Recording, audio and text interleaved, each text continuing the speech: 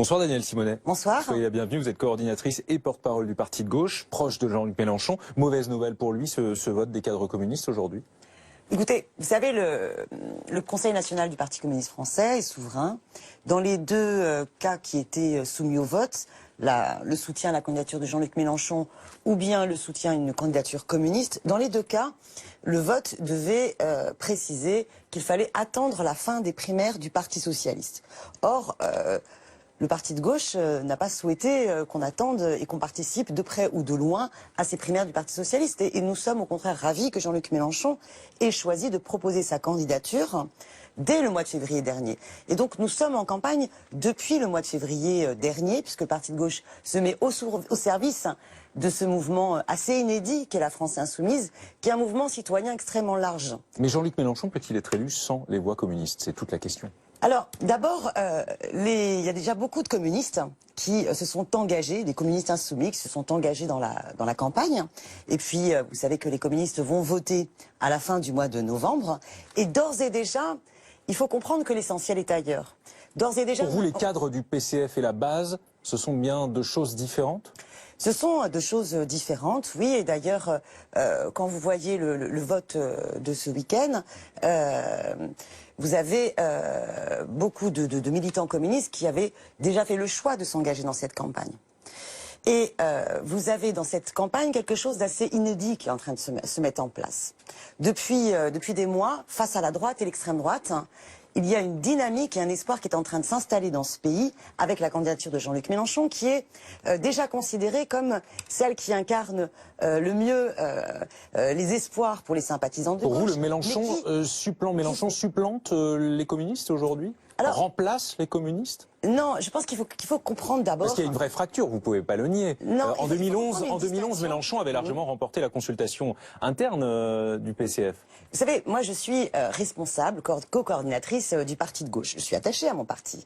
Mais ce que je trouve très intéressant dans la campagne à laquelle nous investissons, c'est que c'est une campagne qui dépasse le simple cadre des partis. On est dans une campagne où les partis se mettent au service et on a une mobilisation citoyenne qui va bien au-delà. Oui, mais la réalité, c'est qu'une partie des citoyens, aujourd'hui, ne souhaite pas soutenir Jean-Luc Mélenchon dans sa démarche présidentielle. Est-ce que c'est sa personnalité, parfois clivante, aujourd'hui, face à la droite et l'extrême droite, la meilleure candidature qui peut faire en sorte que ce deuxième tour change de nature, c'est Jean-Luc Mélenchon. Aujourd'hui, même si c'est un trou de souris, il y a une possibilité pour que cette candidature-là soit présente au deuxième tour.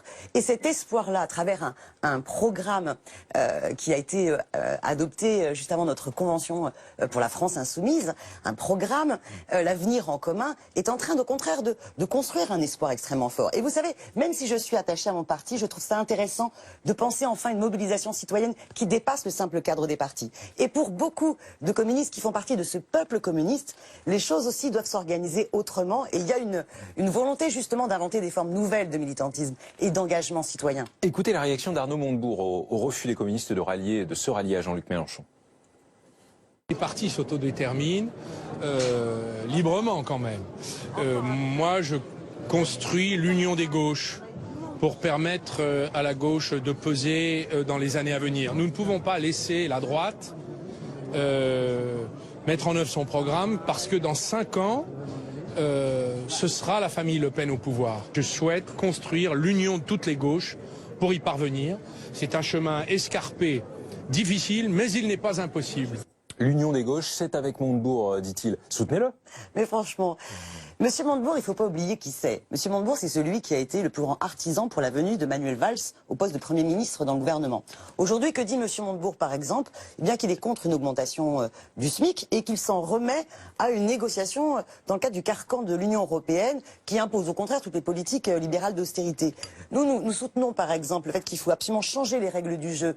Et Jean-Luc Mélenchon est le seul candidat qui se propose par exemple de convoquer une assemblée constituante. Monsieur Montebourg, lui, par contre, veut finalement modifier la 5e pour réinstaller un septennat présidentiel. Divergence idéologique, on le comprend bien, c'est ce que vous nous dites, mais pourtant cette semaine, il a été fait plusieurs fois allusion à un possible soutien des communistes à Arnaud Montebourg. Est-ce que vous pensez vraiment que le peuple communiste pourrait se retrouver à travers une candidature... C'est inenvisageable d'après vous? Écoutez, La candidature de M. Montebourg est-elle pour l'abrogation de la loi travail? Absolument pas. Il veut même, au contraire, qu'il y ait un code du travail différent pour les PME, PMI. Aujourd'hui, face à la souffrance de celles et ceux qui subissent ces politiques d'austérité qui se poursuivent et qui finalement sont les mêmes depuis Sarkozy et qui ont été poursuivis par François Hollande, il faut au contraire avoir la possibilité d'une politique qui remette l'humain au cœur du programme. Et à travers le programme de la France Insoumise, justement, il y a un enrichissement de tout ce qui a pu être fait en 2012 et de pouvoir montrer qu'il voilà, y a un avenir différent qui peut s'inscrire si les citoyennes et citoyens s'en mêlent. Merci beaucoup, Danielle Simonet.